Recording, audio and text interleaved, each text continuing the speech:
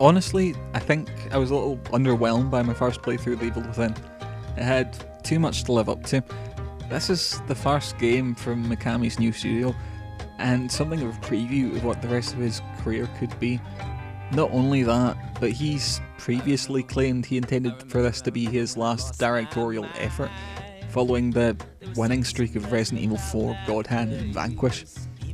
There's a part of me that just wants to compartmentalise the Evil Within in the disappointment category in my mind, but playing it again I was surprised by how much I actually really enjoy all of it. It's weird, but I think the character customization menu is one of the scariest sections of the game.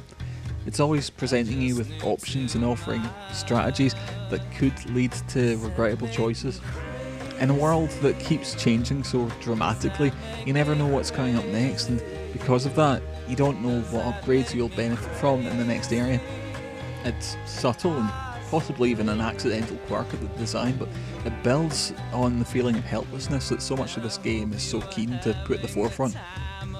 Calling the core gameplay fun would likely give the wrong impression, but it's satisfying in a way that games rarely manage.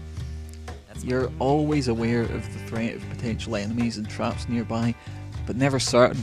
There's no Resident Evil zombie noise and there's no stealth game radar, so you feel much wearier exploring these dark, intricate environments. Again, it's that whole false predictions thing. You're made to feel weaker by not knowing what you're approaching, and if something surprises you off guard, you have very little time to react. Of course it's Mikami, so it's never unfair with deliberate jump scares or anything.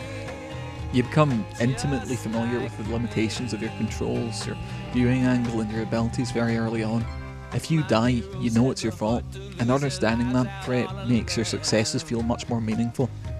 Mikami knows how limitations can add to a horror game, and with available ammo so valuable, you often find yourself rooting around through the guts and sewage to look for bullets.